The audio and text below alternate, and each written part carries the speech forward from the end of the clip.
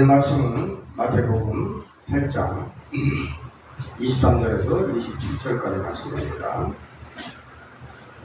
마태복음 8장 23절에서 27절까지 말씀. 배에 오르심에 제자들이 따랐더니 바다에 큰 놀이 일어나 배가 물결에 덮이게 되었으되 예수께서는 주무시는지라. 그 제자들이 나와 깨우며 이르되 주여 구원하소서 우리가 죽겠나이다. 예수께서 이르시되 어찌하여 무서워하느냐 믿음이 적은 자들아 하시고 곧 일어나서 바람과 바다를 꾸짖으시니 아주 잔잔하게 되거늘 그 사람들이 놀랍게 여기어 이르되 이 이가 어떠한 사람이기에 바람과 바다도 순종하는가 하더라. 아멘.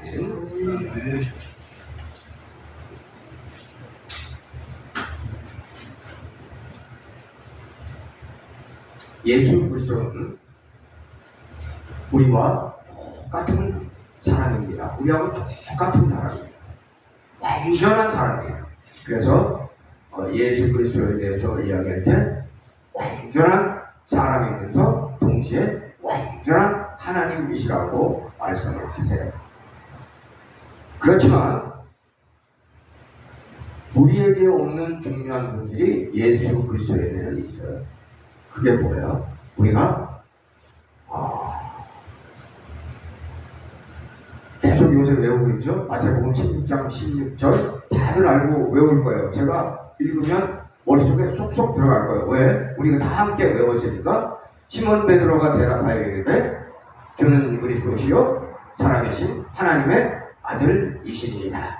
머릿속에 쏙쏙 들어오죠? 주는 그리스도시요 살아계신 하나님의 아들이니이다. 왜 쏙쏙 들어올까요? 외웠으니까 들어오는 거예요.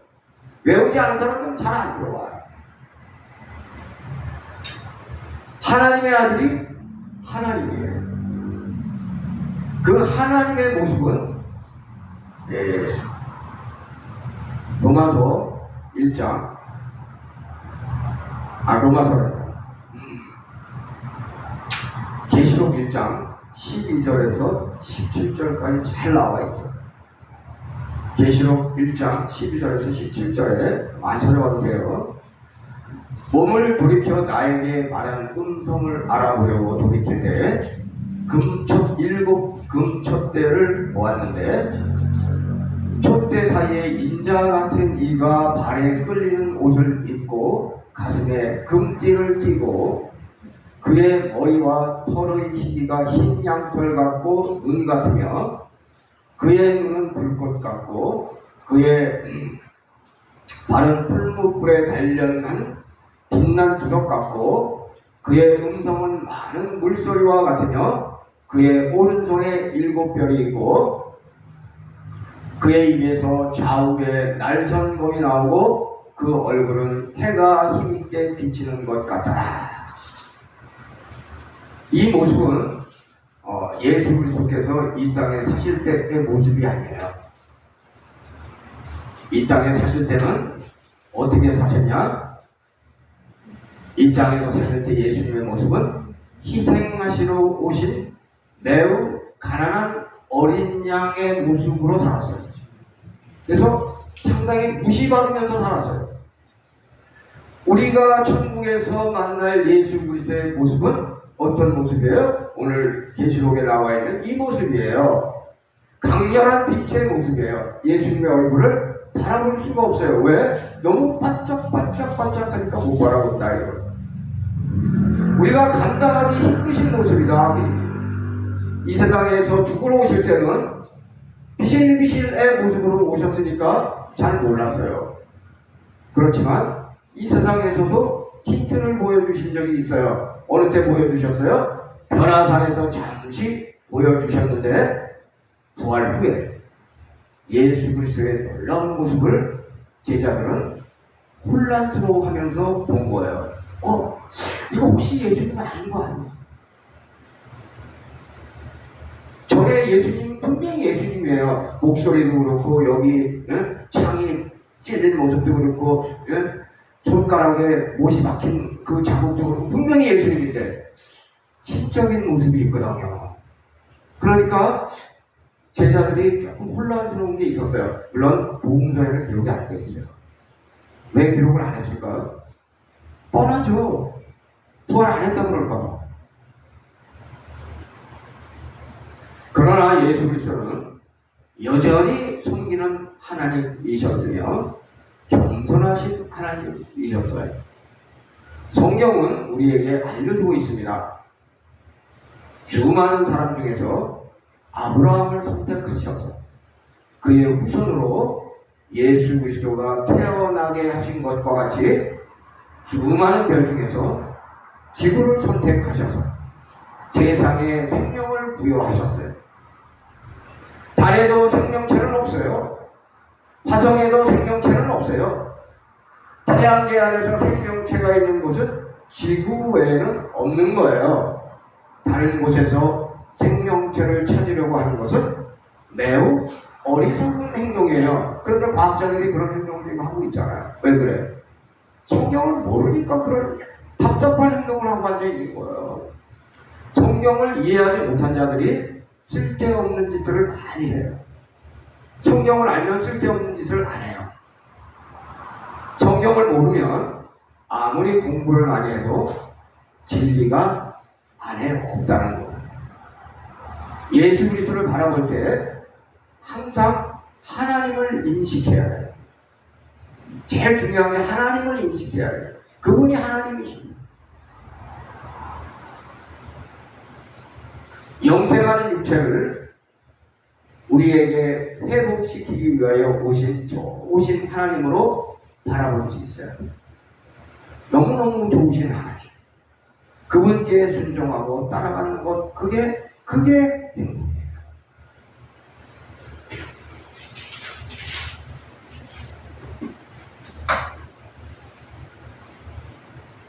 자연에게 명령하시는 예수 그리스도의 모습은 여러 가지를 연상시켜 줍니다. 말씀대로 이루시는 하나님. 바람과 바다에게 잠잠하라 명령하시니 말씀대로 되잖아요. 창조하실 때 빛이 있으라 하시면 빛이 있었고, 지구 표면에 모든 식물이 생기라 하시면 그렇게 되었고, 모든 새가 생기라 하시면 그렇게 되었어요. 하나님께서 말씀하시면 그렇게 되는 거예요. 왜 하나님께서 말씀하시면 그대로 됩니까? 그걸 알아야 돼요. 왜 하나님이 말씀하시면 그대로 될까? 하나님은 거짓이 없으시고 진리이시기 때문에 그런 거예요. 하나님은 말만 하시는 분이 아니고 진실하시기 때문에 말대로 다 되는 거예요. 그리고 하나님은 전지전능하시기 때문에 말대로 다 돼요.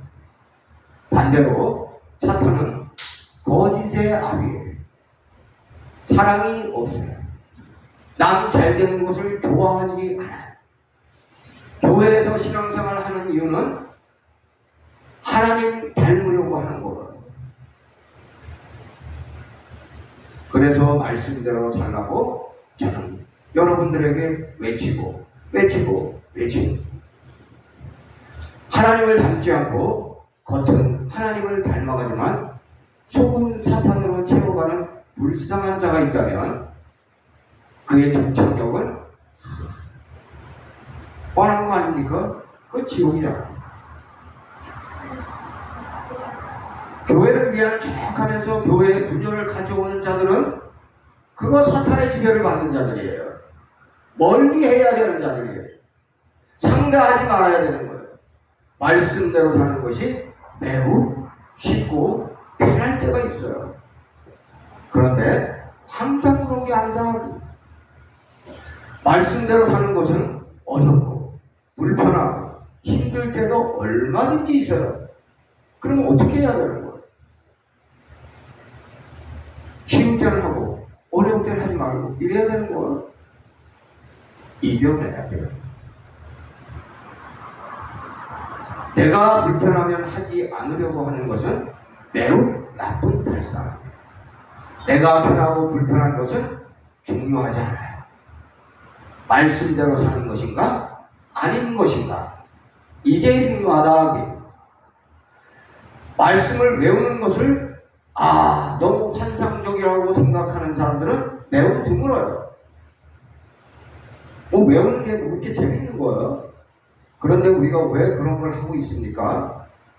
말씀을 가슴에 새기고 사는 것이 중요하기 때문에 그래요.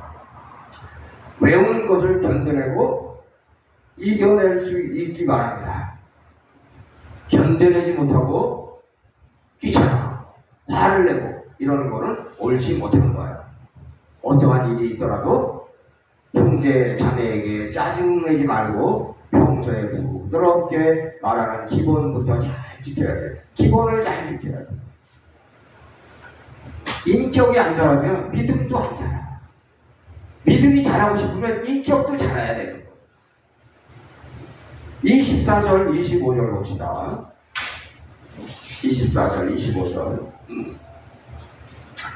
바다에 큰 놀이 일어나 배가 물결에 덮이게 되었을 때 예수께서는 주무시는지라. 그 제자들이 나와 깨우며 이르되 주여 구원하소서 우리가 죽겠나이다. 배가 풍랑 때문에 뒤집어지려고 그러는데 예수님 주무시고 계셔요. 몰라서 주무시고 계시는 거예요? 배가 뒤집어지지 않은 거 알고 계시니까 주무시고 계시는 거예요. 그런데 제자들은 배가 흔들리는 것만 보고 호들갑다는 거 아니에요, 지금.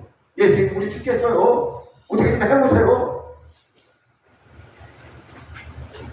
갈릴리 호수는 여기 바다라고 얘기하는 건 갈릴리 호수를 이야기하는 거예요. 갈릴리 호수는 지중해보다 212m 낮아요. 그리고 주위는 산으로 둘러싸여 있기 때문에 춘천하고 똑같아요. 춘천도 이렇게 보면 산을 이렇게 싹 둘러싸여 있잖아요. 갈릴리 바다도 그래요. 갈릴리 호수가 그렇다. 그러니까 산을 타고 바람이 세게 내려와서 순간적으로 큰 놀이 일어날 수 있는 상황이 있다는 것을 먼저 이해하면서 오늘 상황을 들어야 돼요. 큰 놀이 일어나고 있을 때 예수 그리스도께서 함께 계심이 두려울 것이 없다라는 믿음이 없는 거예요. 예수님이 주무시고 계시면 예수님 주무시고 예수님이 알아서 하시겠죠. 이 믿음이 있어야 돼요. 근데 이게 없어요. 이게 당장 눈에 보이는 것은 큰 놀이 일어나는 것만 보이는 거예요. 예수님 주무시고 계신 건 안 보이는 거예요. 그리고는 두려움이 감싸고 있는 거예요. 예수님께서 함께 계시는 것을 인식하지 못하고 배가 뒤집혀질 것 같은 상황만 바라보고 있는 거예요. 이런 사람들은 믿음이 아니야. 우리도 인생길을 가다가 보면 평지만 나오는 것이 아닙니다. 강원도에 사는 사람들은 더 뼈저리게 느끼죠. 건너가야 할 강이 있어요. 넘어야 할 산이 있어요. 강원도에서는 봐도 산밖에 보이는 게 없어요. 강이 나오면 빠져 죽지 않을까 고민하고 산을 오르려면 힘들다고 불평하지는 않는지 모르겠어요. 강이 나와도 주님께서 나와 함께 계시니 건널 수 있다!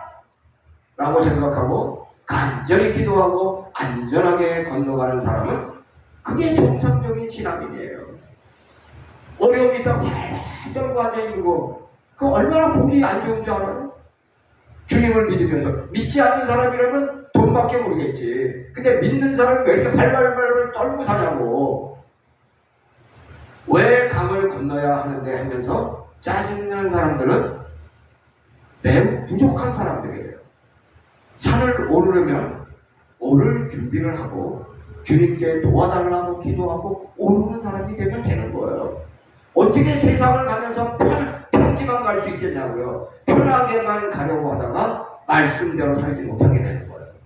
편한 거 너무 좋아하지 마세요. 세상의 역경을 바라보고 스트레스 받고 사는 사람들이 되지 말아요. 스트레스 받을 일이 있으면 어떻게 해야 되는 거예요? 이제 기도할 때문에 기도하자. 그 얼마나 그 마음이 보기가 좋아요. 어려움이 생기면 어려워. 뭐 어렵긴 뭐가 어려워요. 예수님 계신데. 아유. 세상의 역경보다 하나님의 능력이 더 큰 것을 확실히 인식해야 돼요. 세상의 역경이 그렇게 힘들어요? 하나님이 더 세요. 배를 삼킬 만한 바람이 불 때 주님께서 꾸짖으시니까 매우 잔잔하게 되는 것을 확실히 기억하고 있어야 돼요. 풍랑이 막 배를 뒤집으려고 그러잖아요. 그러니까 예수님은 어떻게 해요? 꾸짖잖아요. 잔잔하라! 바로 잔잔해지잖아요.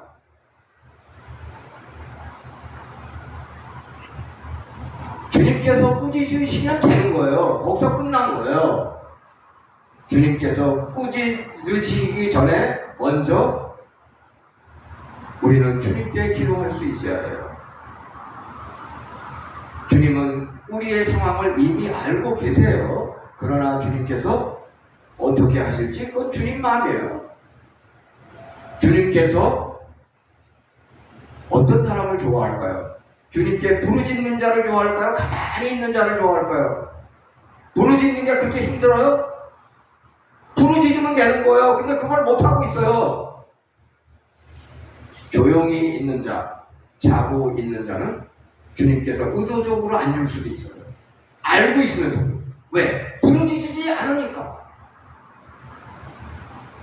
간절히 부르짖는 자가 받는 거예요.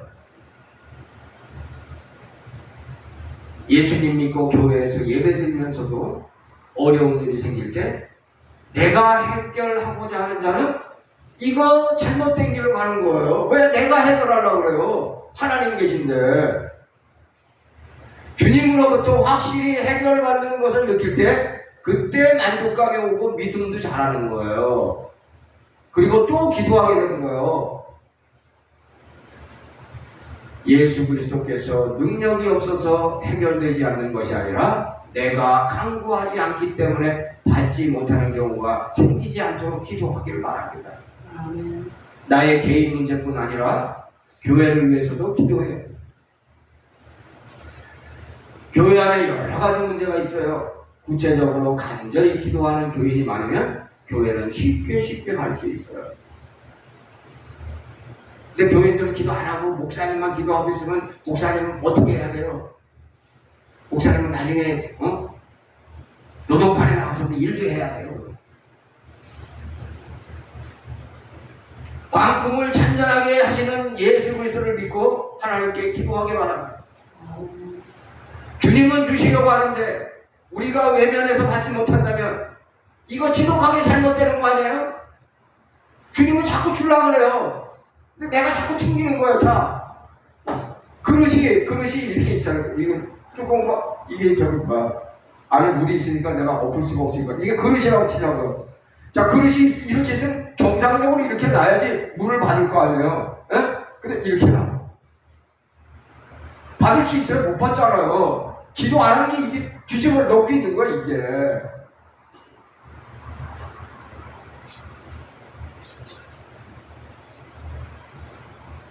아무리 광풍이 불고 배를 뒤집으려고 하여도 전혀 요동이 없는 신앙이면 복 있는 삶을 사는 거예요. 요동이 없어야 돼요.